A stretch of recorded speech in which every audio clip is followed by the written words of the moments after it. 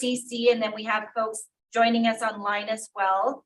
And we do have food and drinks here, so we're allowing folks to grab some food and refreshments, and we'll start at 4:45.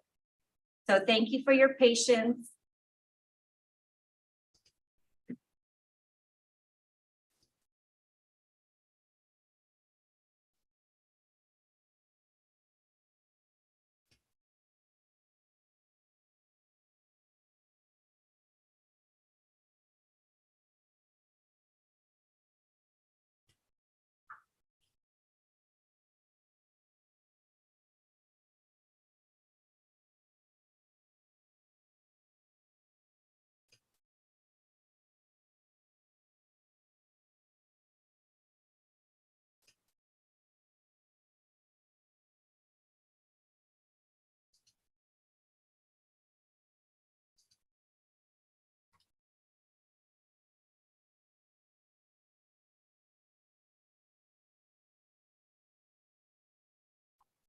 Hi, so I see Beth Hoover, Carrie Walker, Dana Gully, and Trey Gibson on the attendees.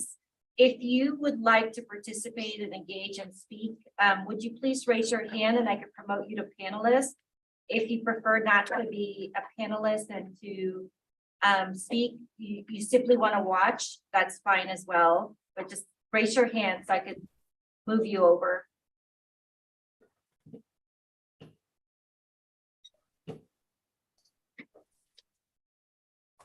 I don't see any raised hands, so we'll leave you in the guest room. And then at any point, if you wish to speak, please raise your hand. Thank you.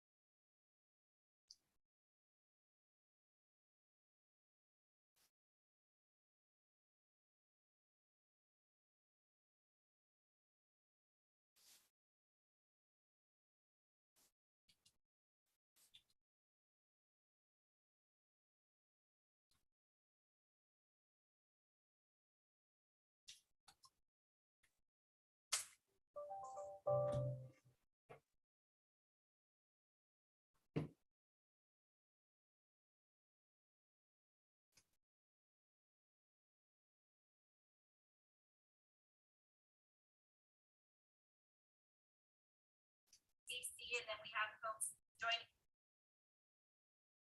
us online as well. And we do have food and drinks here, so refreshments, and we'll start at 4.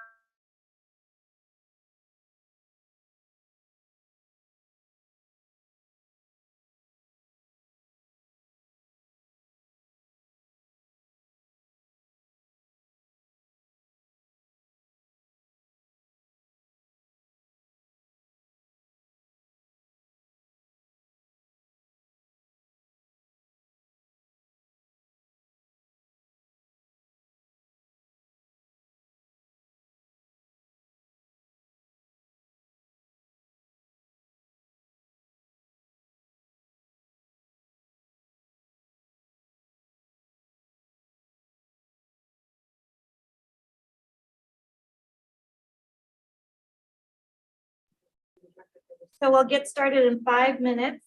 Just wanted to check in again. If you're attending the meeting and you wish to participate and engage in conversation, please raise your hand and we'll promote you to panelist.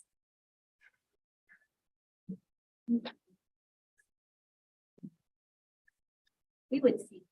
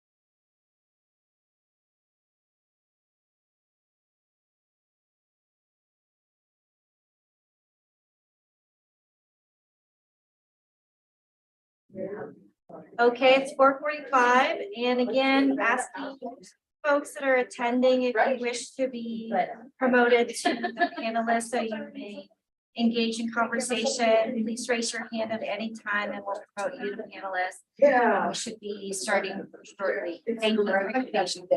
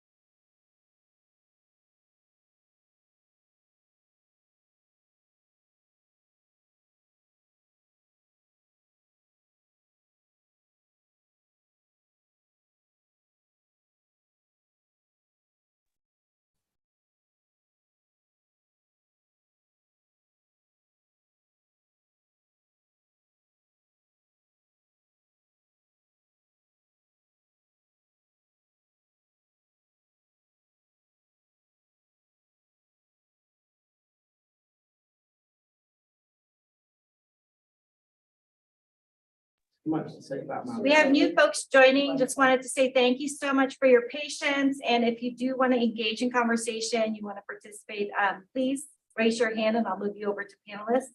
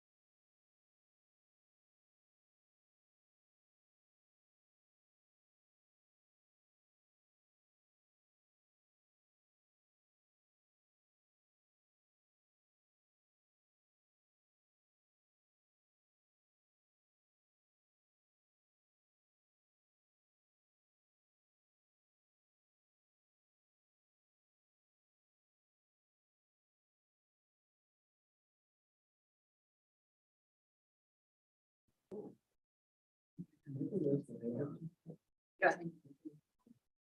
everyone. Thank you for your patience as we get started this evening a little bit late. Appreciate everyone joining tonight. My name is Manoj. I will be facilitating our conversation for a little while here. I'm going to introduce a couple folks. And I'd like to first introduce Rodrigo, who will be translating our conversation, parts of our conversation. Hola a todos, gracias por su paciencia, ya que estamos empezando un poco tarde. Gracias por su participación. Yo soy Manoj, voy a ser el facilitador de esta conversación en ciertas partes y voy a empezar con presentarles a unas personas. La primera persona que quiero presentarles es al intérprete Rodrigo. Hola, soy Rodrigo. Thank you, Rodrigo. I'd like to also introduce Anna Allen, who will take roll call for the Human Rights and Equity Commission. Manoj, can you speak louder? Yes. And I'm going to speak loudly for everybody in the room, so folks virtually can hear us. La primera persona que quiero presentar es a Anna Allen, que va a nombrar a todos los participantes comisionados de la comisión y Ana promete hablar en voz alta para que sea escuchada. Manoj Alapuria, you are here. Brittany Brown. Olivia Dudo. Hi. Cameron Fisher. Cassandra Kehoe. Joanne Mina. Present via audio. Jasmine Wilder is on her way. She will be a few minutes late. Back to you, Manoj. Thank you. We'd like to begin with a land acknowledgement. So I will pass the baton proverbially to Joanne Mina, who's online. Joanne? Queremos empezar con un reconocimiento territorial, así que le voy a dar el micrófono a la comisionada Joanne Mina. Muchas gracias, Manoj. Thank you, Manoj. I would like to invite all of you to take a moment to ground your feet firmly in the floor. Me gustaría invitarlos a que tomen unos minutos para que pongan sus pies firmemente en el piso. And as you do so, I invite you to slowly remember the beauties of Central Oregon, from the Paladis Cliffs in the Deschutes River to the snow-capped mountains and beyond.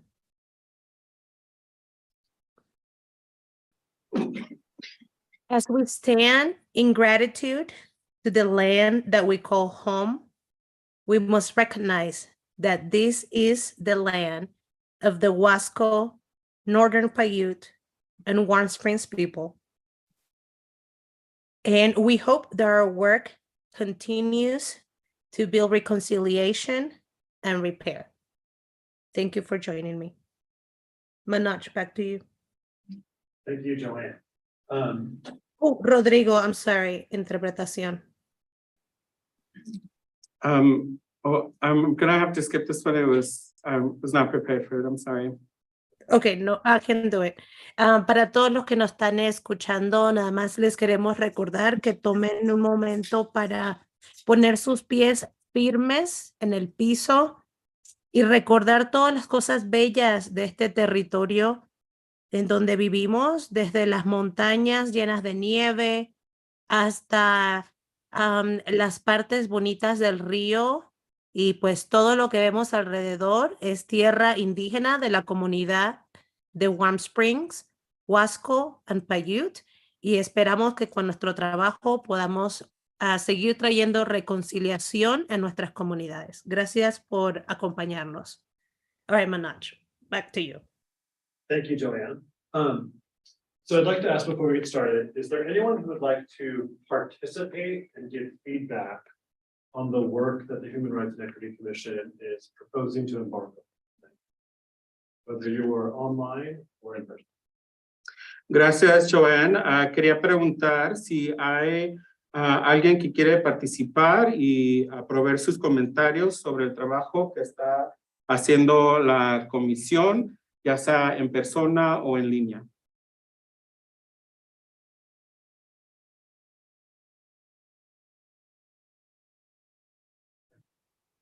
If you would like to give feedback, there are several different ways in which you can do that.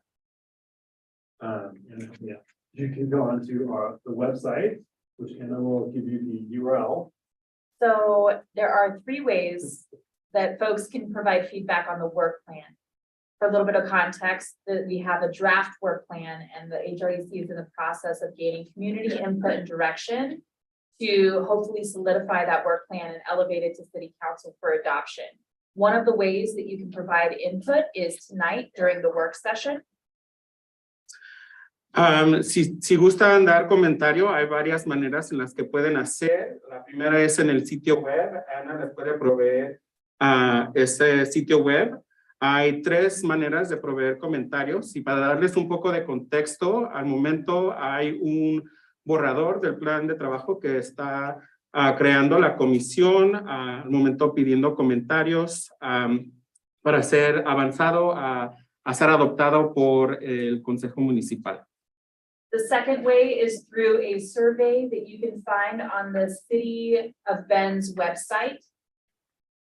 La segunda manera es a través de una encuesta que pueden encontrar en el sitio web de la ciudad de Bend. If you Google Human Rights and Equity Commission, City of Bend, that website will show up directly. Si buscan en Google la Comisión de Equidad y Derechos Humanos de la ciudad de Bend, pueden encontrar ese sitio web. You can also request a one-on-one conversation with a city staff member of the Equity Department or a commissioner.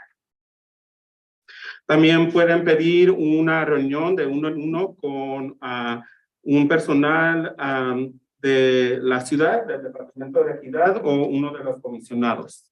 That email address can be found it's hrec@bendoregon.gov. Ese correo electrónico es bendoregon.gov.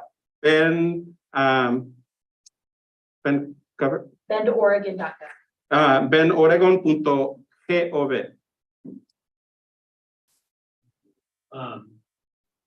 If there is no one who has any comments or feedback, we would like to move into a next steps discussion to be led by our chair, Jasmine Weller. Si no hay alguien que quiere dar comentario, queremos seguir adelante al próximo paso a la conversación que será dirigida por la presidenta Jasmine Wilder. Jasmine will be here in just a moment. Jasmine estará aquí en unos momentos. So for those online, please bear with us as we pause for a few more minutes. Para ustedes que estén en línea, por favor, tengan paciencia mientras esperamos unos momentos más. We appreciate your patience. Agradecemos su paciencia.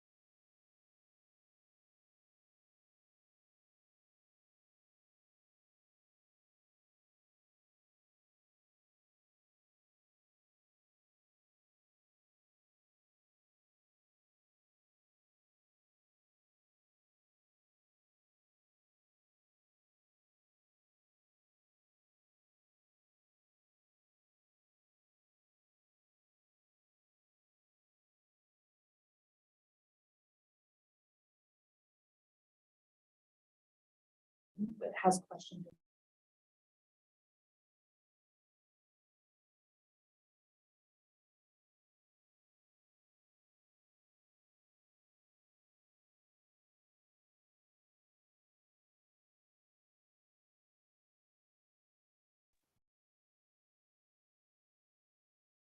Ready whenever you are.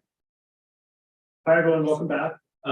We are going to go through each of the priorities that the Human Rights and Equity Commission has drafted as a way to ground ourselves in the potential initiatives that we could be working on.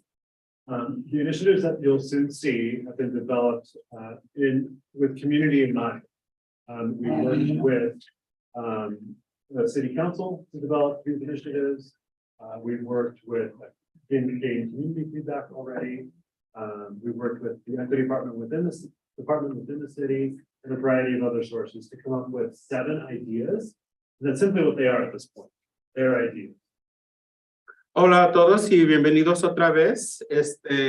Vamos a seguir adelante con la conversación sobre las prioridades de la Comisión de Derechos Humanos y Equidad para basar las iniciativas en las que vamos a trabajar, que hemos estado desarrollando con la participación de la comunidad, con la participación del Consejo Municipal, con personal dentro del Departamento de Equidad en la ciudad. Y hemos identificado 7 prioridades. So what I'd like to do now is introduce each idea and we'll to ground ourselves. And Joanne will give us a little color and texture and meaning behind some of this. What I'd like to do is pull up the document, which is already behind me. And we'll go through each of the 7 initiatives.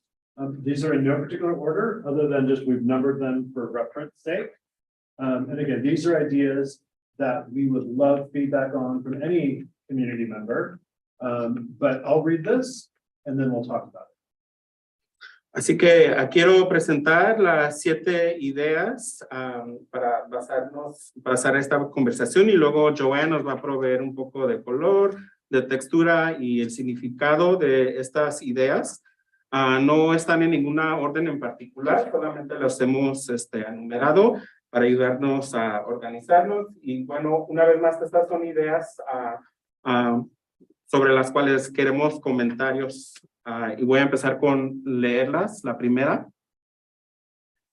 Okay, the first one is related to discrimination. Establish a process for community members to be able to share acts of discrimination while offering resources, navigation, and appropriate triage. La primera iniciativa es con respecto a discriminación. Queremos establecer un proceso para los miembros de la comunidad para poder compartir actos de discriminación y a la vez ofrecer recursos, navegación y ejecución apropiada. Thank you. Joanne, would you like to add any thoughts behind this one? Joan, ¿gustas agregar pensamientos con respecto a esta? Discriminación was one of the topics that through 2020 was at the forefront of dialogue in our community. And for currently folks to be able to seek feedback, they have to seek that support from the police department.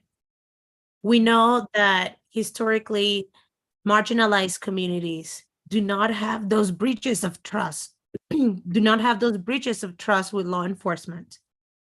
And so we... Pause you for just a second for translation. La discriminación, un tema que durante el 2020 y en adelante ha estado enfrente de los diálogos que hemos tenido en la comunidad. Al momento para dar comentarios o reportar casos, uno lo tiene que hacer a través del Departamento de Policía y sabemos que las comunidades históricamente marginalizadas no han tenido esos puentes de de confianza con los cuerpos policiales. Un Sorry, Joanne. ejemplo de esto, an example of this is in 2019, working at a prior nonprofit organization here in the community, a woman, a Latinx woman, called the offices seeking support because the teller at her bank had called security, and security then had called the police on her, simply because the teller did not want to tend to that customer anymore. We know that these cases are hard to believe unless you've walked in those shoes, unless you experience identification with one of the markers, right? One of the identities that we know experience discrimination. Uno de los ejemplos que me gustaría compartir con ustedes es, hace varios años trabajando en una organización sin fines de lucro aquí local, una señora latina llamó expresando una situación de discriminación en donde la persona que la debe atender en su propio banco llamó al guardia de seguridad y el guardia de seguridad entonces llamó a la policía. Esta señora se sintió pues humillada y no tenía ese camino para recibir apoyo. Nosotros solamente sabemos de esto por haber caminado en esos zapatos, ¿no? Por haber por haber sido parte de una clase o de algún grupo que es marginado en nuestra comunidad. Entonces de allí viene esta iniciativa. So from there is where this initiative comes. It's just from community feedback to further need and want support to live in times in which hate and discrimination is more blatant and violent than we have seen in a few recent years. Y esto pues lo vemos como una necesidad de la comunidad porque el racismo y el odio están más expuestos, ¿no? Más sobresalientes en la comunidad en los últimos años de lo que hemos visto, de lo que hemos visto en las últimas décadas. Thank you, Manoj. Thank you, Joanne. With all that said, is there feedback on this one from anyone? Todo eso dicho, ¿hay algún comentario de alguien? Hi, do I need to introduce myself? That'd be great. So hi, I'm Christy Walker. My pronouns are she, her, and ella. I'm the Director of Diversity and Inclusion at St. Florida Community College. Hola, me llamo Christy Walker. Yo uso los pronombres ella y soy la directora de Diversidad e Inclusión aquí en el Colegio Comunitario de St. Florida. I think this is a great initiative. I fully support it, but I feel like the language here is a little not misleading, but a little unclear. Where it's it almost says that it all to me, and maybe I'm wrong and it could just be me, but it reads to me that it's asking that while someone's sharing an act of discrimination, they're offering resources. And so it just seems a little, does that make sense? Yeah. Absolutely it does. Yeah, so just the way that it's formatted, I think that what Joanne said is on point, and I fully agree, so thank you, Joanne. But it just reads a little bit French. Absolutely. And that's a great point. This is meant to convey ideas, not necessarily, that's not necessarily the actual language that would be used in terms of policy development or on a website. But your point is well taken. You're absolutely right. And I appreciate that feedback. Great catch. Did you want me to interpret this too? Okay. Any other feedback on discrimination? ¿Hay más comentarios con respecto a discriminación? All right, We'll jump to the second one. Seguimos adelante con el segundo.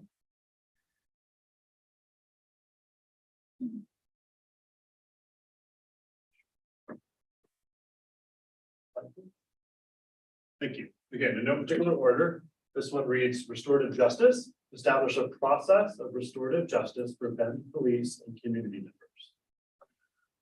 Esta es justicia restaurativa.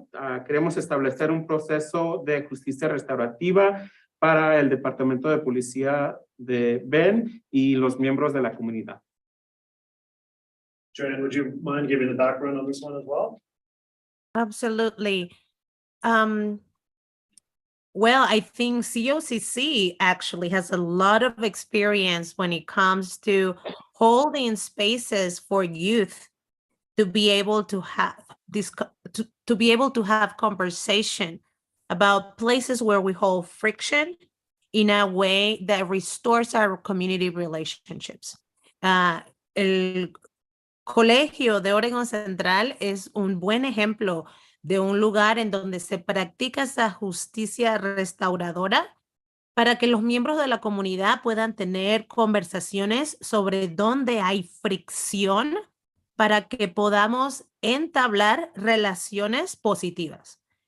Un ejemplo de esto, an example of this is how we are seeing a rise in homelessness in our community and the friction that that causes. We know that support and wraparound services is what every human being deserves and needs to get out of that situation. However, we also need our law enforcement, our authorities that uphold the law to humanize our law, our people, and to make our neighbors understand each individual's rights and responsibilities. This helps us move in a process in which we think in terms of policing that goes beyond punishment into truly building where we have caused harm. Entonces, bueno, un ejemplo de la justicia restaurativa es cómo vemos que las personas sin hogar, los números de las personas sin hogar siguen creciendo y creciendo y creciendo. Y la respuesta que estamos estableciendo como sociedad es llamar a la policía. Sin embargo, llamar a la policía y traer una persona con armas es algo que pues puede causar más fricción. Estamos proponiendo un proceso de justicia restaurativa que pueda darle las herramientas a las personas del departamento de policía para que puedan restablecer estos lazos entre los miembros de la comunidad y ayudarnos a todos a entender nuestras responsabilidades y también nuestros derechos. Thanks, Manoj. Thank you. Related to this one, restorative justice, does anyone have any feedback? Again, this is at a very high level. There's a lot more that can go into this one. So from any community member, online tonight or in person, have any thoughts or builds related to this? So we have somebody who raised her hand online, Dana Gully. Okay, hold on. Do we have Rodrigo translate? No, but Antes de tomar el comentario, si hay algún comentario sobre esta iniciativa, justicia restaurativa, esto está ahorita en un alto nivel, así que hay más que puede entrar a esta iniciativa. Así que si hay algún comentario, tanto en línea como en persona, por favor, parece que hay una persona que quiere dar comentario. All right, Dana. Hey, everybody. My name is Dana Gully. My pronouns are he, him, and they, them. Thank you all so much for presenting this draft work plan tonight. And thank you, Joanne, for your comments about number 2 here on restorative justice. just want to say I was really excited to see this as part of the draft work plan. I think it's a really important space for our community. And I just wondered, or I just wanted to mention that I think the Deschutes County DA's office recently received a grant just last month for about $1 million towards expanding its restorative justice program or building one. I'm not too familiar with what exists currently.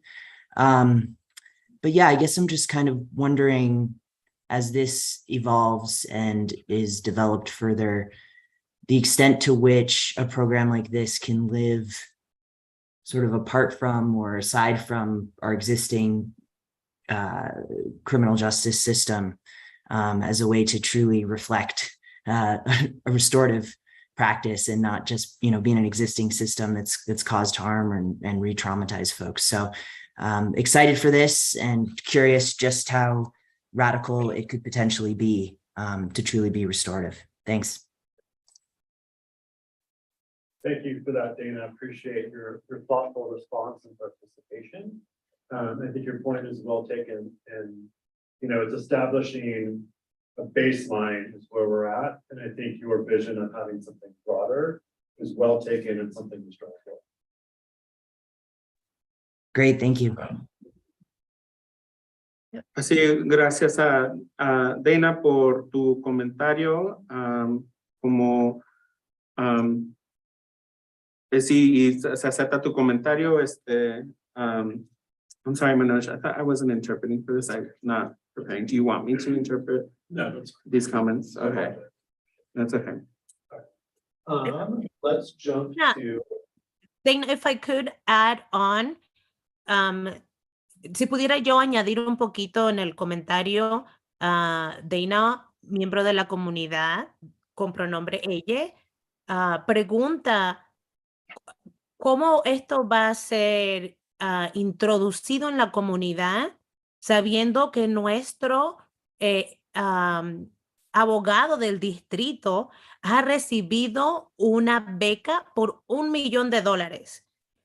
So first, Dana, thank you for that wonderful lead of $1 million.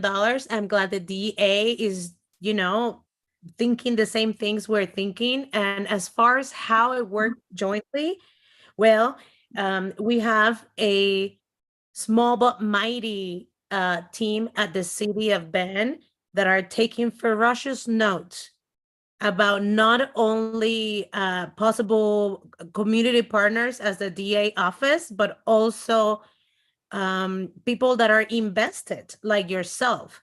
You asked how radical, right? It makes me think of Scooby-Doo. Yesterday, I was watching some mixed match of Scooby-Doo and some other cartoon. And, radical is a word that scares folks.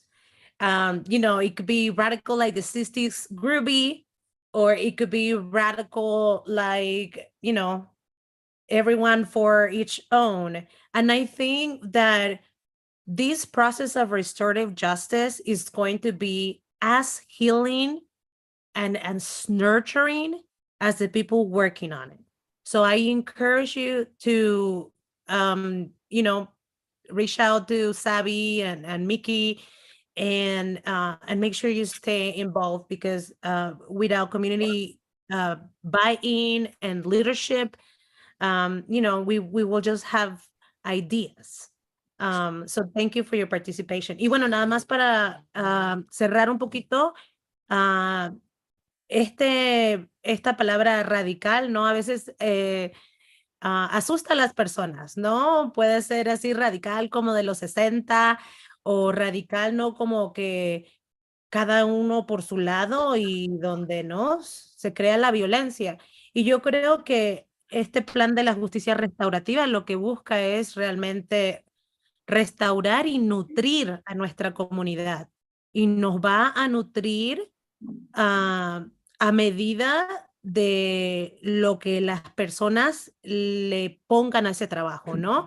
Entonces, pues la invitación está aquí para Dana, para que se una al equipo ¿no? Y que pues aporte su granito de arena en construir esto para que pase de una idea a una realidad. Thanks, Dana. Thanks, Manoj. Right. Let's jump to the third one.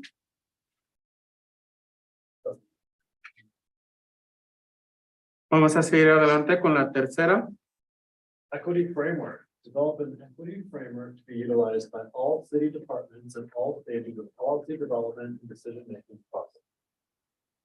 Una infraestructura de equidad, desarrollar una infraestructura de equidad que será utilizada por todos los departamentos de la ciudad en todas las etapas del desarrollo de políticas y procesos de toma de decisiones.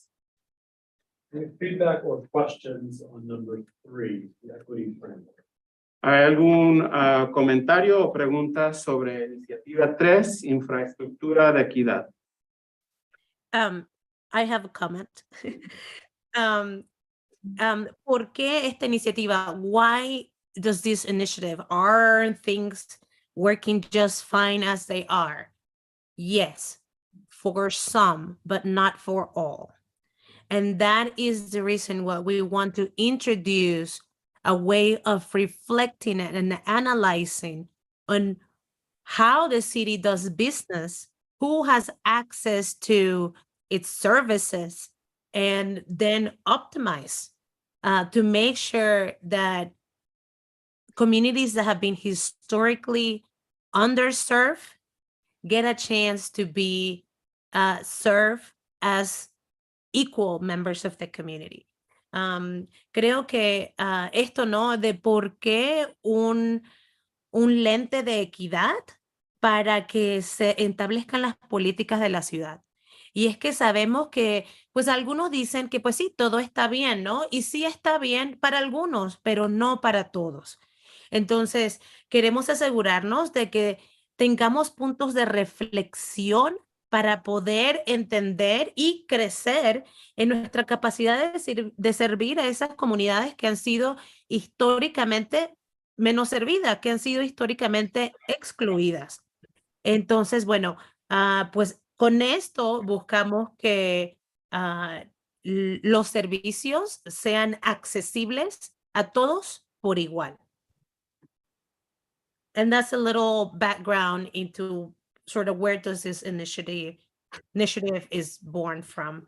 And one more example of that is the city of Bend during COVID-19 had information in Spanish, had assistance for their utilities, knowing that so many people lost their work. And that is only being able to be done because city leadership chose to see the needs in our community. And so we know it can be done. And it's just a matter of continue to invest on it for the well-being of all of our community. Entonces, bueno, sabemos que un lente de equidad ya ha sido utilizado durante la pandemia del COVID-19. La ciudad de Bend tuvo sus anuncios traducidos al español. Tuvo ayuda financiera para tantas personas que perdieron su trabajo. Entonces sabemos que pues un lente de equidad se puede utilizar, que es necesario para la comunidad y buscamos pues crecer en este camino. Thanks, Manoj. Any other feedback on the equity framework? ¿Hay más comentarios sobre la infraestructura de equidad? I'm Jenny, and I use she, her pronouns. I'm a citizen. I live in the city of Bend. I've lived here for 20 years. And this to me seems actually I think could be a priority and could be woven throughout this document. Because I'm like looking ahead to, for example, at the end, the direction to city council on policy decisions. And, you know, we had a sweep on Tuesday, yesterday, yeah, I know what today. And just how the things that are happening in our community don't seem to be looked at through an equity lens, and the city is moving very quickly on these decisions. the unsanctioned camping code, things like that, that are affecting are affecting folks in the community, and it's not being looked at through an equity lens. So I don't know if I'm making a broader statement about that, but it seems like the equity and the idea of an equity framework or an equity audit that could be done at every stage of everything the city has been doing. And as a citizen who has been watching this for 20 years, we've been asking for it, and it hasn't yet happened. So I'd be really excited if this committee actually made it happen. Thank you, Jen. Yeah. Anyone have any thoughts or builds? Carolyn, go for it. Carolyn Peacock Biggs, and I've been a resident of Bend for the past 6 months. And what I'd like to, and please forgive me if I'm not really sure how everything works. But on this section, it was talking about training for the city staff and identifying and dismantling the process on marginalized people. As far as the training is concerned for the city, is it an outside entity that trains, well, excuse me, local outside entity that trains the city on diversity and marginalization and how to even look at different colors, races? Are there any type of accountability for the actual training of a person in the city? That it exists? City staff. Yes. It's a third party? That's your question.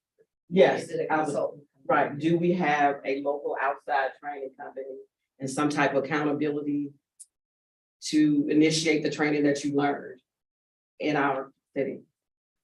That's what I'm asking. Is that something that is thought of and works? Because I don't expect for you to be able to pick up my glasses and see things in my perspective, but I would give you a book and say, here's what I think and feel. Take a look at this. So if we could have a system in place that will allow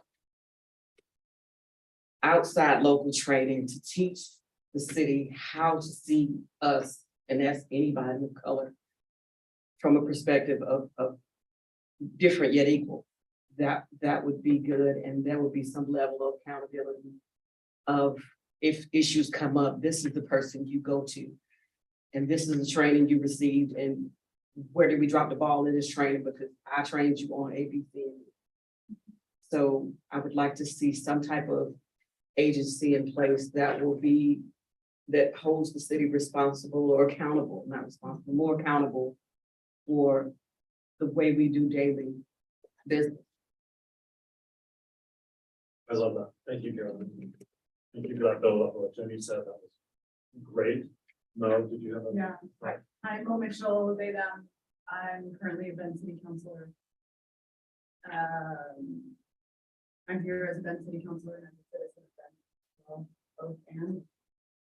I just want to lean in more to what Jenny was talking about with regards to equity.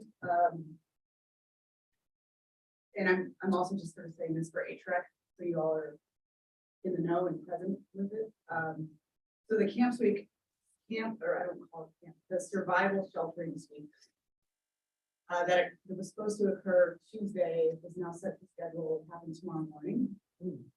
Cheyenne, what is Cheyenne?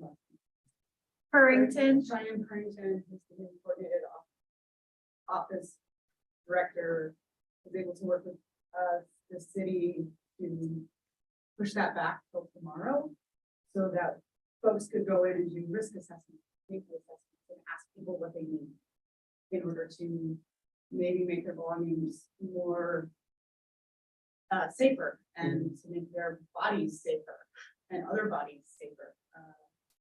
So I got to go down there and witness that and be a part of that. There was coffee and donuts and humanity and relationship building and medical care, harm reduction and trauma-informed care. And the police were asked to stay to the side with some resistance. And then they did stay to the side, which was good because harm reduction. And I guess what I just want to say is that part of the equity that needs to happen is having HREC and this equity guide to be utilized in all city departments. It's not equitable to tell people they can't be here, but not tell them where they can go. And it's also not, it's also inhumane to show up at 6 a.m. in the dark and in the cold and tell someone who's so traumatized that they have to leave.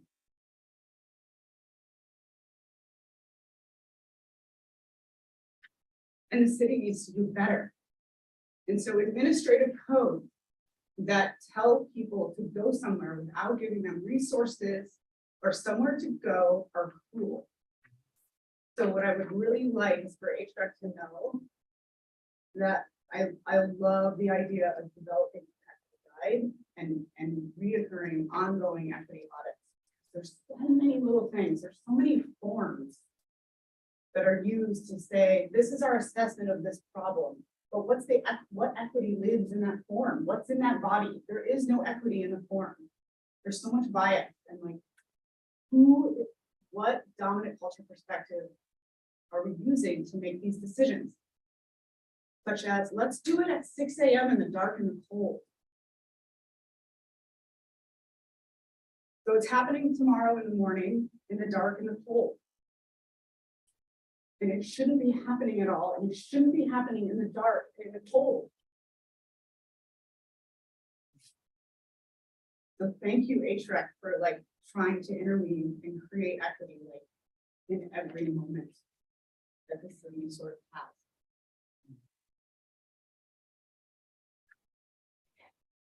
Thank you to all that have provided feedback.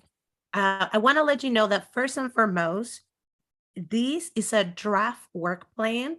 So what you're sharing, it's going to be, of course, taken into account. And we want to make sure that this is something that you feel it will work for you.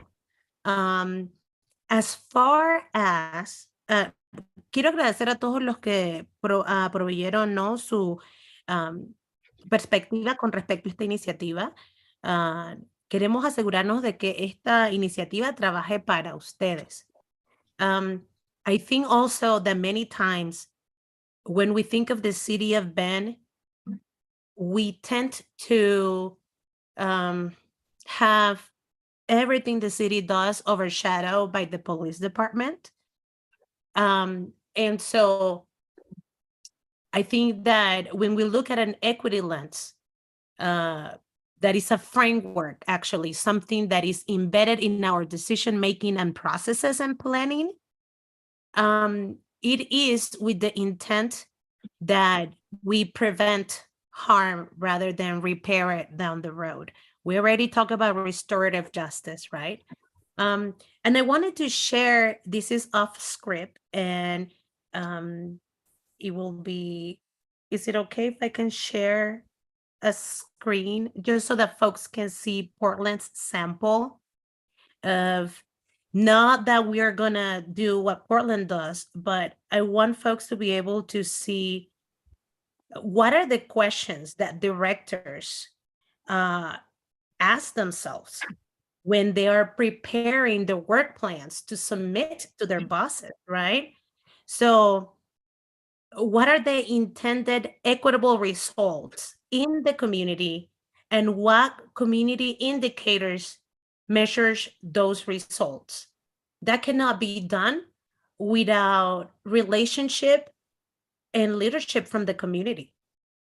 What are the intended equitable outcomes of your proposal, right? These are things that we hope directors and planners and those providing the permits are able to ask themselves when they are evaluating proposals. And so, you know, racial demographics, understanding that, yes, we're not all monolithic, you know, people of color are not one community, you know, there are incredible differences and nuance to our lived experiences. So just by illustrating it, was I not sharing? Okay, stop share, sorry. Bear with me, I'm sorry, I'm not feeling so well today. But that is an example of a way in which we can embed equity from an institutional point of view, from an operational point of view. and, you know, when it's water and sewer and all the other roads and, you know, great things that the city upholds for the community. I hope that, you know, that is a place where we can start building fresh ways of creating community for Bendites. Y bueno, eso era nada más para ilustrar, ¿no? Una de las pocas preguntas que se utiliza en un lente de equidad en otra ciudad de aquí de Oregon, donde los directores de los diferentes departamentos pueden pues reflexionar y preguntarse cuáles son las comunidades que van a estar impactadas, cuáles son los resultados equitativos que queremos ver de esas comunidades. Y pues eso no se puede hacer sin la participación y la colaboración de la comunidad. Entonces esperamos de que esto sea una forma en donde la equidad no sea algo intermitente, sino que sea parte de todo lo que provee la ciudad de Bend. Thank you. I appreciate the way you all are sharing from your hearts. No matter your role, you're all community members. We are all community members. I would encourage that to continue that. Thank you, everyone. Let's jump to number 4. Le quiero dar las gracias a todos por sus comentarios que vienen de su corazón. No importa el papel que tengan, todos somos miembros de la comunidad y les doy las gracias por sus comentarios. Vamos a seguir adelante con la iniciativa número 4. City process, policies, and procedures. Review and establish recommendations on the city's contracting, permitting, and sponsorship process, policies, and procedures. Procesos, políticas y procedimientos de la ciudad, revisar y establecer recomendaciones para la ciudad sobre su contratación, otorgación de permisos y patrocinio, procesos, políticas y procedimientos. Joanne, would you mind providing some background on this one as well? Actually, I would love to pass it on to Anna because she has a little more of that internal lens to illustrate for the community. Sorry, Anna, to put you in the spot. That's okay, Joanne, thank you. De hecho, le quería pasar el micrófono a Ana, que tiene un lente interno para hablar sobre el tema. This recommendation has come forward in a couple of places. We've had interest from commission members, and it also came as a request from a community member. Esta recomendación ha venido a raíz de varias fuentes, ha venido de miembros de la comisión y de hecho de un miembro de la comunidad. And the core of this initiative is really about applying an equity lens or being intentional about how the city is pushing funds out into community through contracting, because we do so much work around construction and infrastructure, as well as direct services.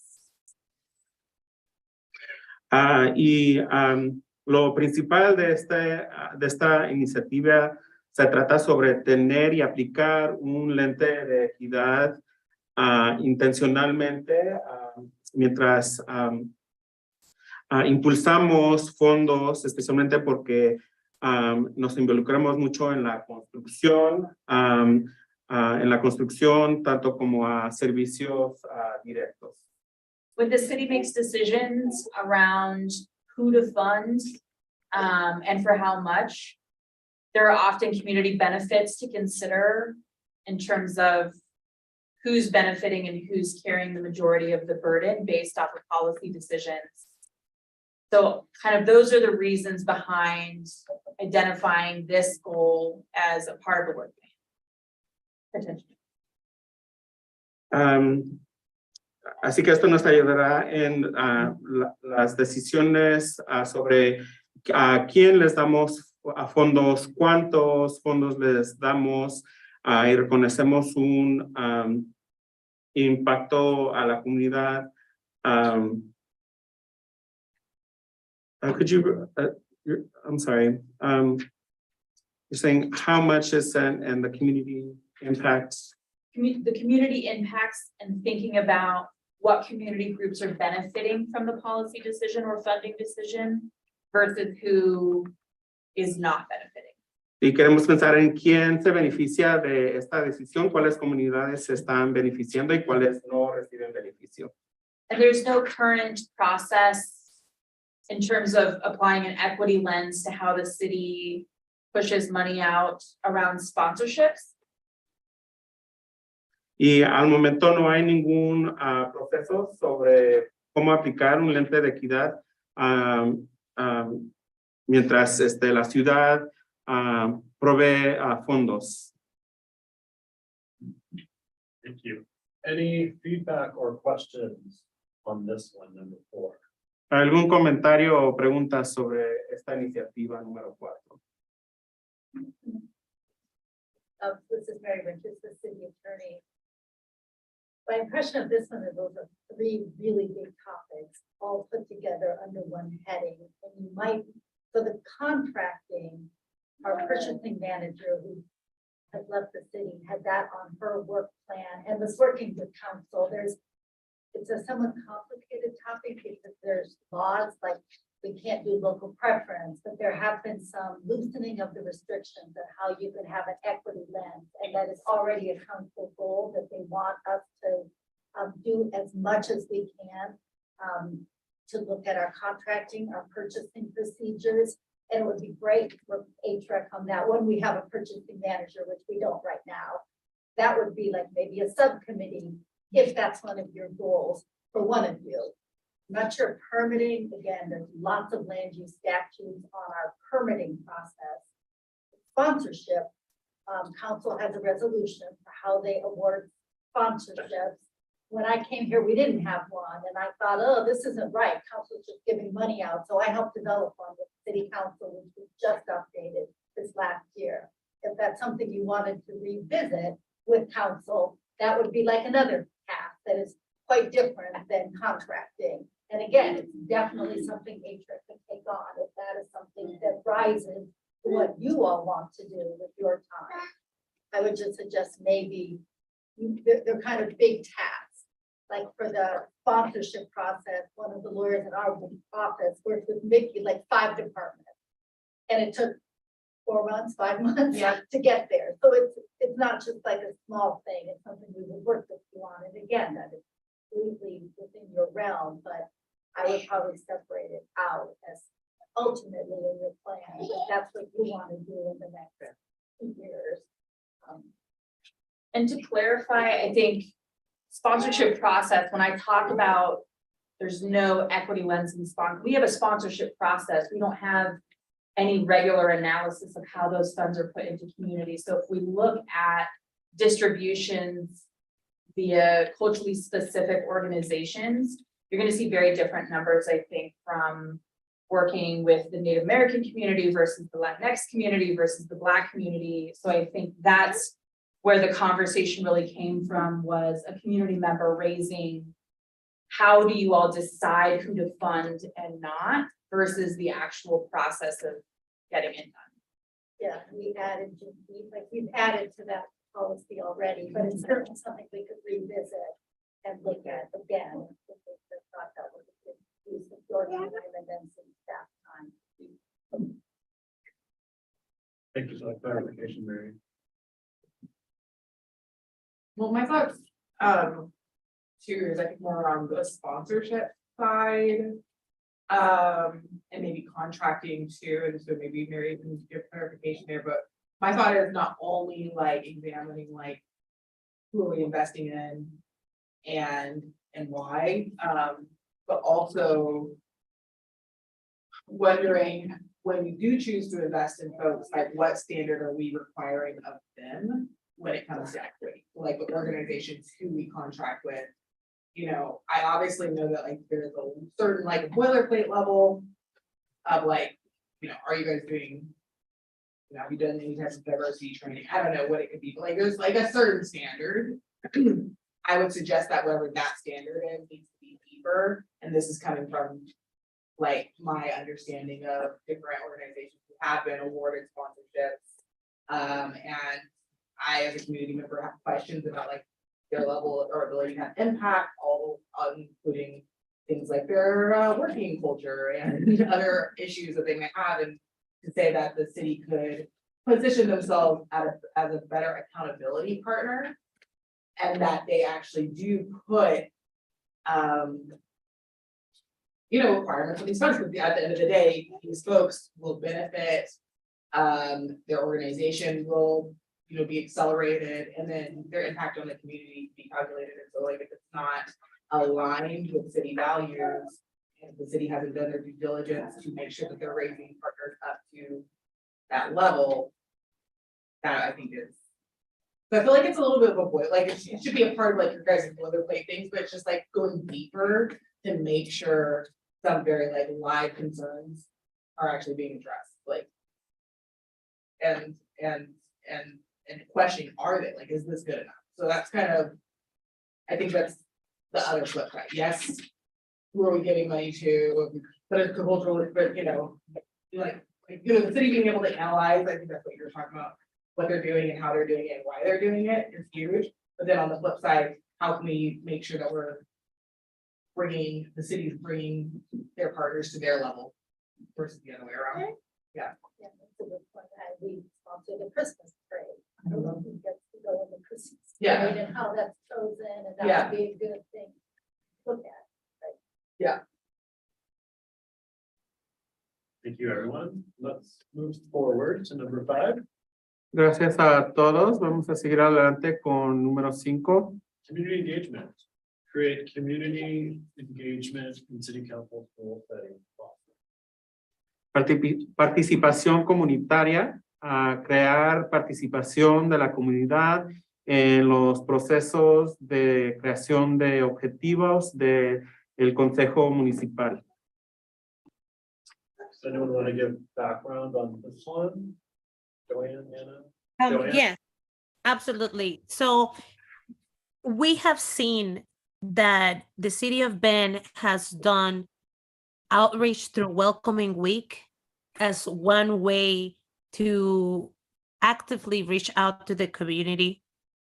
We also have seen that at times our city council has received criticism for partnering up with organizations that charge to have that access.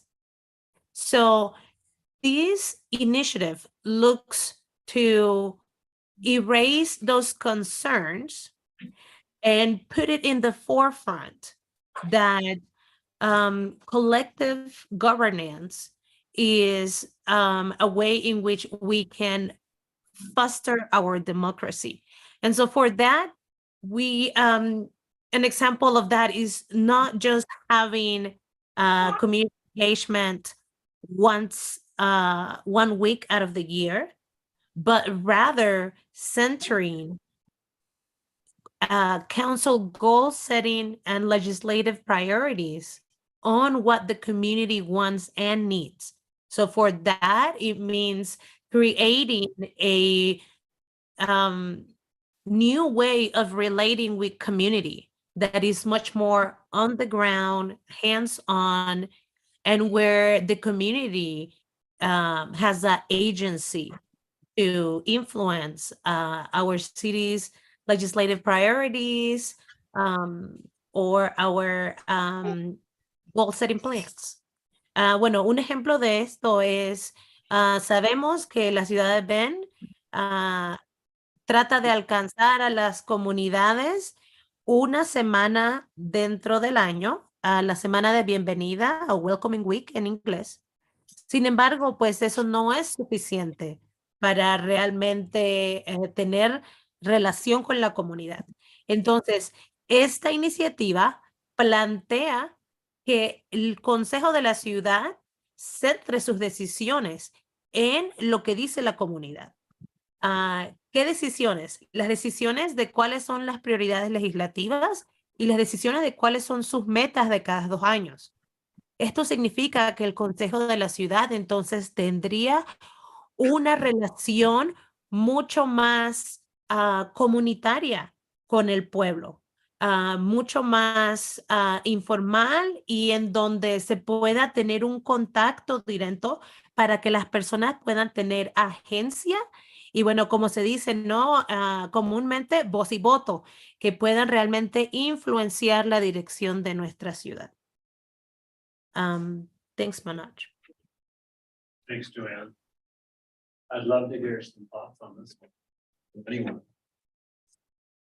Gracias, Manoj. Gracias, Joan. Me encantaría oír sus pensamientos sobre esto Or questions? o preguntas.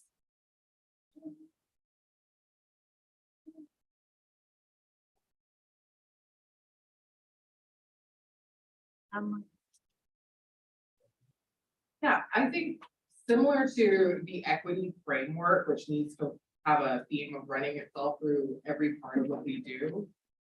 Community engagement really needs to, I feel like. One, I'm not, I don't wanna criticize too hard, because I understand organizational. Issues as far as. Being active in this area, but the problem with community engagement, I think for the city as it stands today. Is that it's always a second thought, and then if it does. If it is engaged, it's maybe missing that equity framework for like how the engagement happens. And then I think the other part is just the level of investment it takes to actually have community engagement. I think we saw also with the kind of the equity framework. Okay, well, when, it shouldn't be a situation where I think the housing director is pushing for 2 days, 2 extra days, kind of like in the moment. Like that should have been something that is coming way prior to that, because everything's being looked at through an equity, framework. We shouldn't be circling back as HVAC to like question city council about how community, who did you engage with, and who did you talk to, and did you talk to the right folks, and was it representative? Like all these kind of questions are always in retrospect. And so it's not organically built into the framework of how the city operates as of today. So I see community engagement and the equity framework and all of those things being something that has to be initiated and then consistently upkept, and I have to stop living in this retro, like in this whoops, we forgot this, let's backtrack. Thank you, retroactive, that's exactly the word I was looking for. Retroactive space. So I feel like at the end, and there was likely gonna be like conversation about like what's missing, and I feel like I've been thinking about this very deeply. And so I have other comments about like what is missing. So I'll hold my comments on that for later, but I just see community engagement as being so super crucial and highly inconsistent at the moment. And even this event, I feel like, is indicative of that. I think a couple things to clarify too is. What I'm hearing is maybe a need to ensure that the equity framework development process, and ultimately the development of an equity framework does incorporate that kind of demand for community input and engagement early on in the decision-making process, so we don't end up in situations like that. And this one is almost more specific to the work plan in a different way, where this is asking, should HREC prioritize engagement in council's goal-setting process that happens biannually, that kind of sets the direction for the organization as a whole? And so kind of what I'm hearing in a note that I took was to ensure some of that language shows up in that equity framework priority. Yeah, I As would agree well with that. as this. Yeah, I would agree with that. Now that I'm sitting here rereading this, this has a very specific goal, and I probably am correlating it closer to the equity framework. I think it's a good note to make Yeah. sure that that's included for sure. Discussion. Anna, if I could add, And if I could add, I think that maybe it's just the header doesn't capture the essence of these initiative. And, you know, for the public, we have had to summarize hundreds of words into one sentence. So I think maybe a word that captures what we're trying to describe is collaborative governance, because it's not really a survey or asking folks once, it's having that ongoing partnership from historically marginalized communities into goal setting process, right? Once you set your goals, then you evaluate how it's going. And if things are going well, you celebrate in community. I believe that is the goal of council with community engagement, you know, strengthening democracy to stand in collaborative governance as equals. So just wanted to yeah, point out and thank everybody because maybe the words don't really capture the essence of what we're trying to convey. I like collaborative governance. And then the same follow-up, but changing maybe away from community engagement. Thanks, Joanne.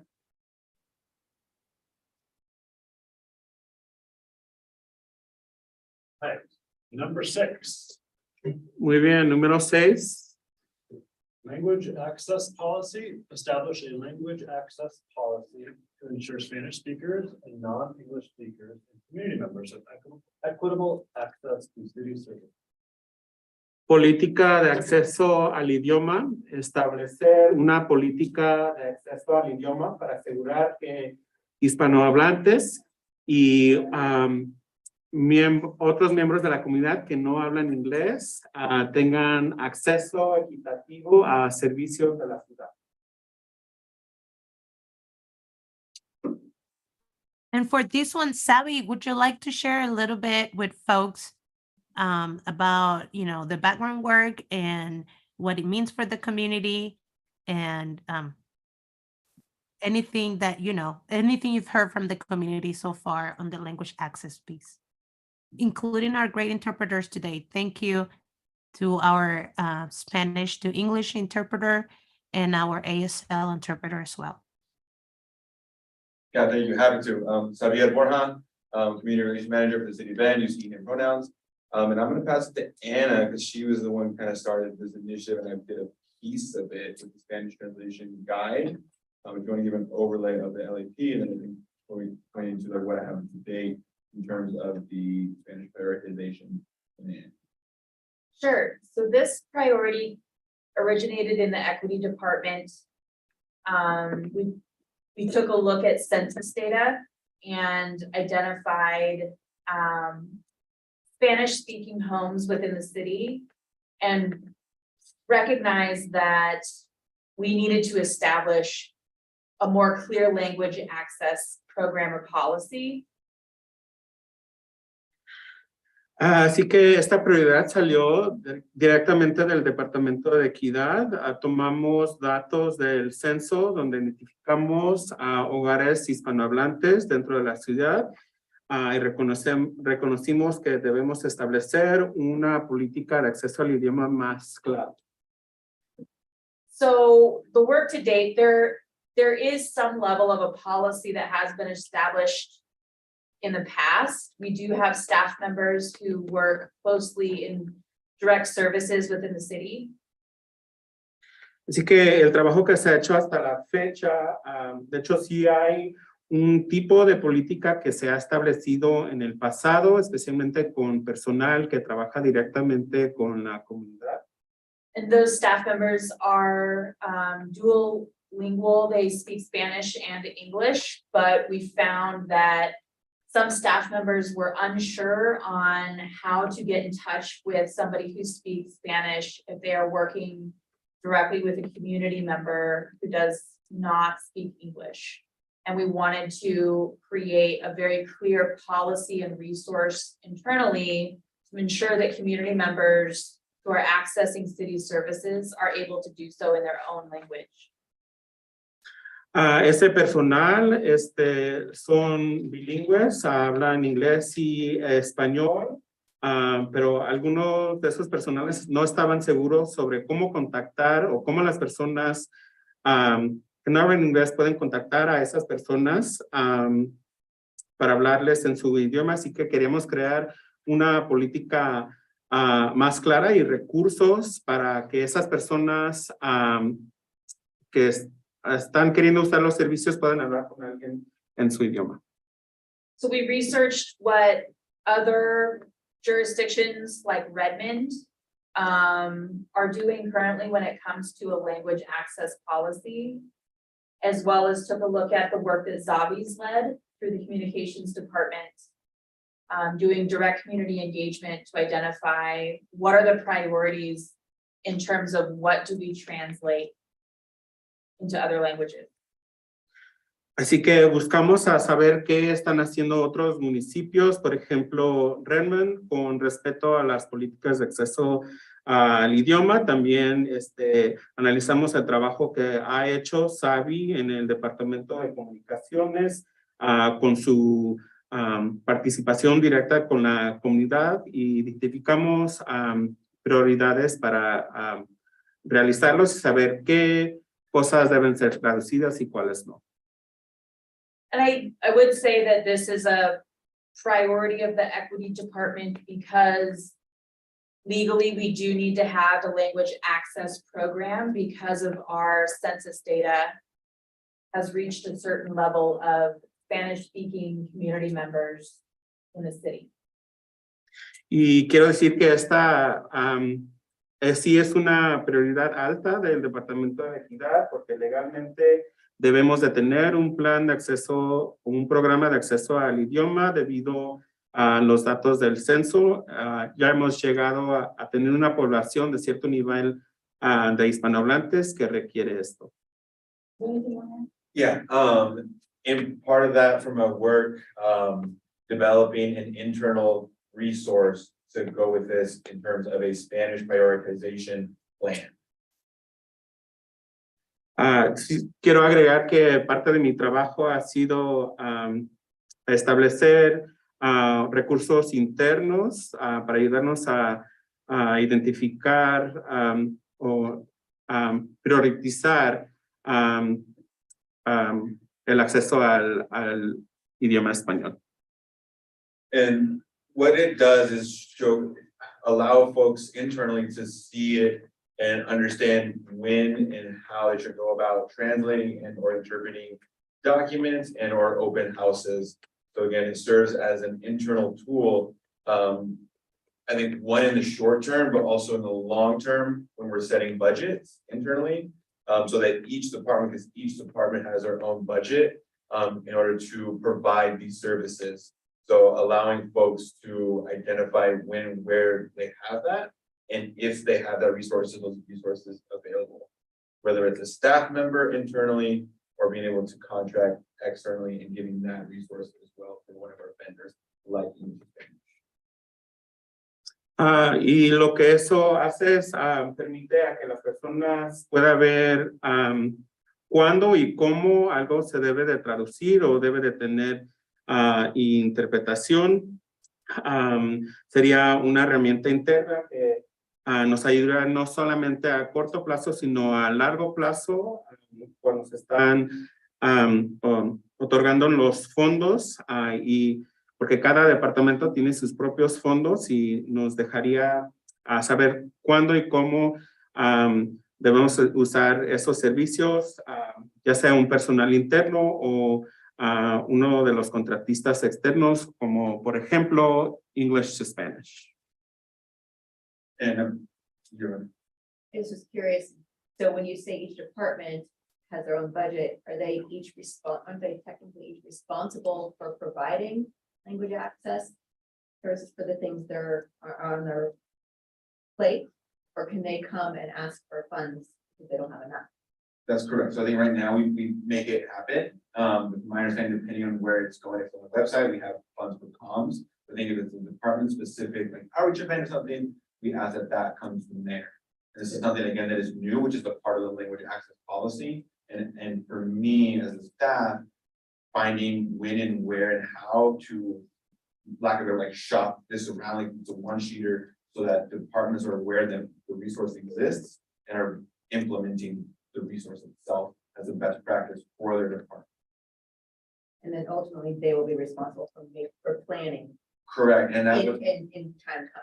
correct, and it's difficult because from what I'm learning right now, because we set the budget 2 years prior. And so when and if this is new for a department, and as we're running into right now, it's like, well, how much do I budget?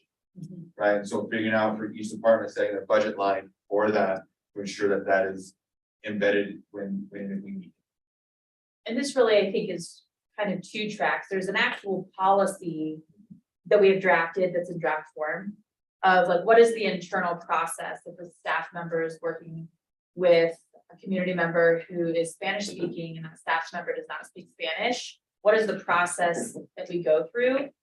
So I think that that's one area where HREC can provide input and guidance on. But then there's also this potentially, I could see HREC drafting a recommendation and forwarding that to city council that they require all departments to budget for that, you know, biannually, for that translation. Luckily, the equity department does have a budget for that. Thank you, Shelley Smith. And so that's kind of an example. So even we already have some data to be able to look at how much does it cost to provide interpretation, translation of documents, you know, ASL in Spanish as like a baseline.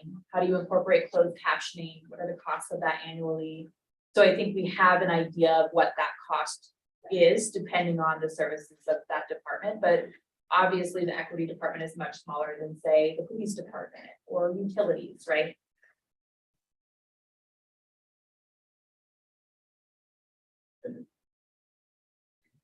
Is the ultimate goal to have all documents translated? Because I mean, if we're talking about equity, then we shouldn't be choosing what information people have access to.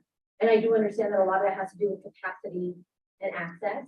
And so I just want to bring that up. And then I just want to, one quick point that just want to acknowledge and make sure it's on the record somewhere, that acknowledging that folks that do speak more than one language and are required to use those skills, just making sure that they're compensated appropriately for that. Great point. And I think, yes, and so the way that a language access policy, like the requirements legally, I set up, I believe, 4 criteria. I'm looking over at Mary, and you kind of have to self-assess as a city or an organization whether you meet those 4 criteria.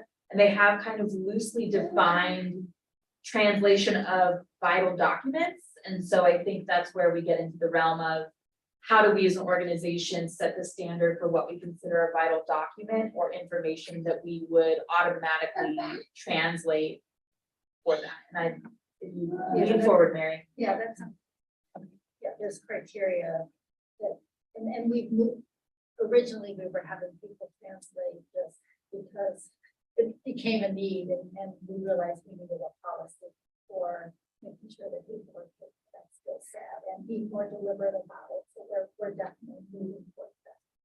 In translating all documents, this is not even remotely possible for us to do, given the scale of documents we have and the timing of documents, but it is definitely working on and trying to figure out which ones are the most important and when can we do it.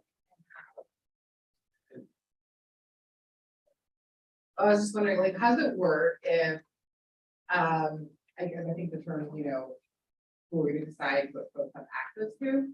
If somebody did want access to documents where that is not their, where it's not in their primary language or their language, would there maybe be a translator or somebody to be resourced to help them access the information they're wanting to access? As kind of a workaround for our limited capacity. Things like that. Is that something that's Yes. considered or incorporated? Yes, and I think you're hearing out that the Spanish prioritization plan acts as that. So prior to but through my assessment and through working with Spanish speaking community members and community leaders, identifying what are top priorities and being extremely mindful of not wanting to gatekeep information and how to make any and all information accessible in the language, not only having it available, but varying part of like the community outreach, how to disseminate that information accordingly, and not leaning necessarily just on like myself and or a department. How to embed that through the policy and or through best practices through each department to do that. And we're getting there, but I think it's part of that process. And so yes, that's embedded right now. I think it's hopefully going to continue to grow. And then I think, sorry, another thing I always consider is like, you know, it's one thing to create a process of accessibility, but then there's like the level of telling the folks that, like, 'cause if you don't tell people it exists, like, it's as pointless as it was before. And So I would wonder about the communications plan that will go out into the community about the language access plan. How are we letting people know? How are we letting them know about potentially being able to access interpreters and other folks, whenever there's any type of barrier, and that also is an important investment to the language access plan future there. For sure, and I think the language access plan right now acts as an internal resource to do that. So, and it has a lot of those things, those questions and warnings outlined in resources on how to do those things for that department, or let's say utilities, to go out and do a survey. It's like, okay, here's I push this out in Spanish. Do I have someone internally that can, you know, answer those questions in whatever language that was put out, and or developing best practices through, again, kind of, I think language access sheet and or policy work cohesively with the community engagement. Because then it's like, well, not everybody's gonna access the website the same way. So again, how are we, to your point, how are we getting that out there? And as of right now, that lives with, I think, myself, and our other community relations manager, but she has another set of constituents that are underneath this umbrella of at large underrepresented groups and or just Spanish speakers or different languages. Another area we struggled with in the ADA world is like having documents be accessible for people that have screen readers, for example. With our consultants, we like to produce really nice fancy documents that are not ADA accessible, and we often get them late in the process, and then our accessibility manager would say, you can't do this, we're posting documents that are not accessible. So that has been an ongoing issue for us with the many consultants we use, and this is making me think that's another issue for us. Not just what the city does, but it's what our consultants do, which we rely on heavily. and what we require of them. The draft plan that we have right now does include accessibility related. I work with. Yeah. But for language is like a whole other area, and Another like, so what layer. are the best practices? I don't know. And I think right now in linguistics, we're this is just Spanish, because they're second highest demographic, and I think I work a lot with. I just had a question. And I think in terms of working with the high desert ESD, in their linguistics department, because they work a lot with our schools, and our schools, I think, are a great conduit to understanding languages, and there's a growing Mandarin population as well. So again, hoping that this will serve as a template or model for other languages as well. But for now, I think staff capacity is just focusing on the Spanish language for as of right now. But that's also something. I'm sorry, maybe this is a little inappropriate, but I just had a question. If in the creation of this policy, if language access service professionals are being included in your development of the policy. Yes. And I just feel compelled, I guess, to add a comment, because I'm kind of sitting in maybe a misstep on language access for this commission. Is that if you don't have these documents and these things already translated, then you're not actually ready to invite Spanish speakers into something like this listening session. Also, I guess wanted just to make a comment that if language access service professionals were included, we maybe could have told you that this session is probably more appropriate to have simultaneous interpreting versus consecutive, so that we can actually interpret everything that's being said in the room. It's possible. There's devices that allow us to do that. And so I don't think that there's any monolingual Spanish speakers here today, but there could have been some online, and they're not fully participating in this. And so, yeah, I just wanted to make that comment as well. Fully appropriate and I think are highly valuable. I think, yes, so I'm working with, English and Spanish founder, on this, and for setting this up, I appreciate that. And for take direction from the chair and vice chair and or the person leading HR as well to make those connections and or the past those connections through that Spanish prioritization plan, which has our vendors vetted on there. But to your point, yes, working with local vendors to have a better policy and everything. I think with this recommendation, and I mean, really with all of them, how it's framed in the language use is gonna be really important, including making sure to include like the limitations of the policy, right? So that people do understand that it's not like when we say equitable, it isn't completely accessible. That's good. Yeah. Just recognizing the time. Thank you, everyone, for a great discussion. Let's jump to our last one. Gracias a todos por la buena discusión. Vamos a seguir adelante con el próximo. Policy feedback. Provide advice and direction to City Council on policy decisions that align with the mission of HREC. This includes advice on legislative agendas and funding priorities. Examples include the unsanctioned camping co-development process, support for legislative measures around firearms, efforts related to creating and protecting law enforcement housing, etc. Comentarios sobre políticas, proveer consejos y dirección al Consejo Municipal sobre decisiones sobre políticas que se alinean con la misión de la Comisión de Derechos Humanos y Equidad. Esto incluye consejos sobre la agenda legislativa y sus prioridades de fondos. Ejemplos incluyen el código de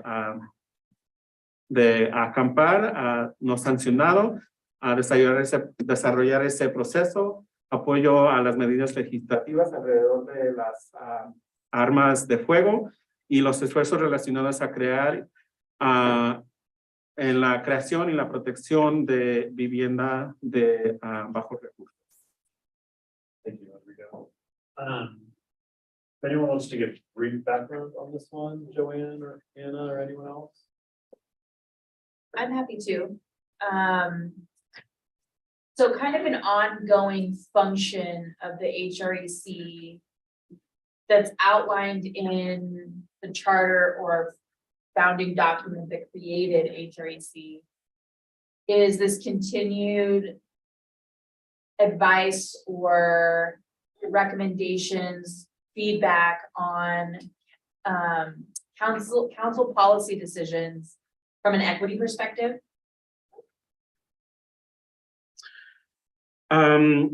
Esto es una función continua de la comisión que se estableció, se creó del documento que creó esta comisión y que queremos recibir consejos continuos, recomendaciones, comentarios sobre las decisiones que toman, las decisiones de las políticas. And I think it was important to include this one in the draft work plan because it is an ongoing request often from city council to HREC to engage in these types of activities. The most recent being providing a recommendation on the unsanctioned camping code. Y esto fue importante de incluir en este borrador del plan de trabajo porque es un pedido continuo que el Consejo Municipal tiene de la Comisión Por ejemplo, recientemente pidieron comentarios, recomendaciones sobre el código de campamentos no sancionados. I didn't want it to kind of get lost as we set priorities for other initiatives that may have an end date. I think it's gonna be an ongoing part of your work. Y no quería que se perdiera mientras creamos las otras prioridades, otras prioridades que tienen una fecha final. Esto va a ser parte de nuestro trabajo continuo.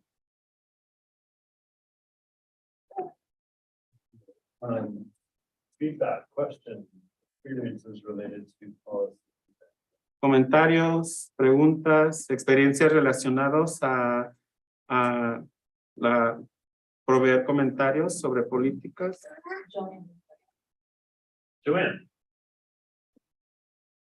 Thank you, Anna, for sharing, you know, a lot of that rich history. And one issue that continues to reemerge in our community is that of housing. We know that during the pandemic, renters were the hardest hit in Bend.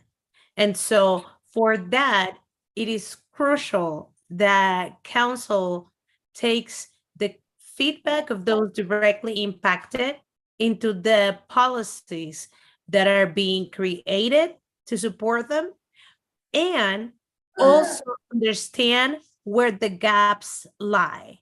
An example of a gap is currently, if you rent, you have the right to organize a tenants union. However, the state only provides a website with some phone numbers and some general information. But we know that on the ground, community members experience harassment and retaliation for talking to their neighbors about issues that matter to them. So this is a way of creating those resources to create that bridge in between the aspirations that we have for our community and the reality that our neighbors are living. You know, same for unsanctioned camping code or any other topic, right, that is emerging. I think that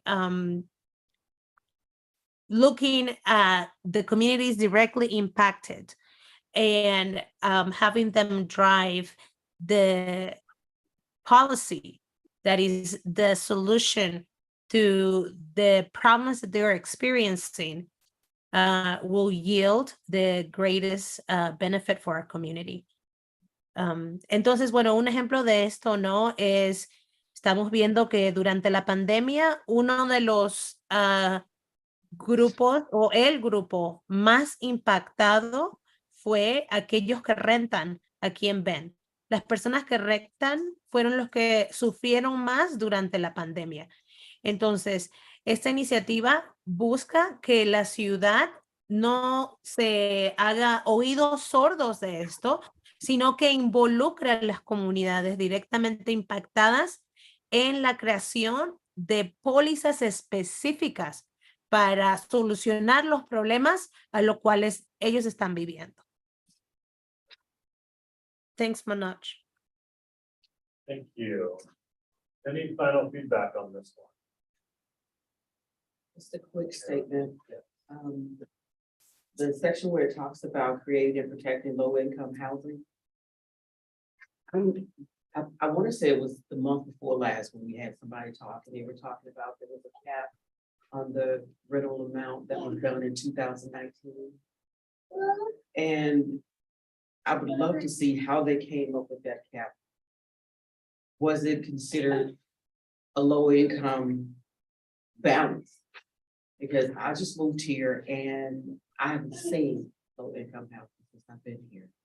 And I'm a member of the working class, and to hear someone say that they've taken in consideration the lower income people, I didn't see that when I came here. So I'd be interested in see how they came up with their figures, the cap that they put on in 2019. Where did they reach this cap? Because the cap doesn't even feel comfortable in 2022. If you capped it in 2019, where did the numbers come from? And are you considering people from low working class people? Are you putting on another set of glasses? Or could you figure out a way to see housing from the perspective of working class and low class people? So that's something I'd like to be a part of and kind of figure out how they came up with the numbers and it just didn't make sense to me mathematically from what they said versus what I saw when I was shopping. Ms. Carolyn, and we did reach out after I know the meeting you're talking about, after that meeting. Megan Perkins, Counselor Megan Perkins, and I reached out to our housing director and she was energized to and more than willing to come to an HREC meeting in the future to talk about what advisory groups already exist that are working on this, what have they been prioritizing, and to answer some of those questions. So I think we can definitely continue down that path of information. Because if you can't house people, a lot of things are viewed over here if they can't live here. And just to clarify, that point was not meant to protect low income housing because there are already, as Anna mentioned, lots of plans that points that naturally occurring affordable housing. So naturally occurring affordable housing or middle housing is described as homes that may have been built at an older year, or maybe they are outside of more trendy areas. The issue at hand here is that, yes, everyday workers that do not qualify for, federal income guidelines of poverty are struggling every day here in Bend. So this protection plan, and I apologize, it needs to be a change to naturally occurring affordable housing or middle housing so that we understand what we're talking about. Because the numbers of low income housing are very small, and a lot of community members that are struggling don't even qualify for them. You have to have an income bracket to be able to qualify to be in. And then, if you make too much, then you could have been on a wait list for years and then still be struggling to find housing. So this actually looks into looking at protective measures for renters and have renters really, have a say on what will those protections would be. Another point of feedback, we had Lasso's attorney, Mark Bauer, come this past summer to the Latino Community Association and talk to folks that live in mobile home parks. Mobile home parks is another form of naturally occurring affordable housing, right? Lots, units that used to rent for, $550, $650, 5 years ago, now are almost $1,000. And nothing has changed for those community members other than the landowners are cashing in more every year. So this allows us to, again, have a specific goal to look at these policies that directly impact community members and have community members be then engaged in and having the agency to co-design the solution. Thank you all. We are up against our time, but I wanted to say thank you, particularly getting off this some fits and starts. I appreciate your patience. And I appreciate the thoughtfulness for which everyone communicated and really the honesty that everyone brought to the table today. So thank you from my side. I will pass it to Jasmine to close up. Everybody, I'm just gonna stand because that'll switch up the scene for the little guy. First of all, thank you everybody who put work and effort, for your time, for showing up. I really appreciate it. HRAC really appreciates it. I think that we, what's new HRAC, we continue on a route that is both exciting and challenging. I think we are having the discomfort of both needing to accelerate a really important work plan and get it in front of council at the right time. It's been requested of us. It's important for HRAC to be able to have the impact that we want to see on this like next city goals and planning iteration. So I think that is super crucial, but also community input remains super important. I honestly think we got started and that's wonderful. I think we have the way I see it, from where I sit, I've been having a lot of thought processes around capacity. Not only because my own capacity in this season of my life has been very trying. And so it makes a volunteer position like this incredibly difficult. And in order for this commission to succeed, it needs the volunteers to put forth a lot. And I know that city staff is also limited. There's limitations around what the staff is dedicated to the equity department, their ability to do and to give. And so I feel like there needs to be a conversation that moves into an action around capacity for the equity department and for the HRAC commission. So I don't know if that means like us pushing forward another recommendation along with this work plan that talks to city council about long-term investment in the equity department, HRAC, all of those different things. Because I think when you think about centering equity, and then we have discussions like this one, where we work through a work plan and we are all being hit with the nuances and the complexities and the literal levels of change that are going to be required for this to move into any type of implemented or executed circumstances. When we talk about things like, I'm actually thinking, I'm not pausing right now for you to be able to interpret. But we also talked about how there was this, there's this huge, did we consider that there was a better way to make this specific meeting accessible to our Spanish speaking community?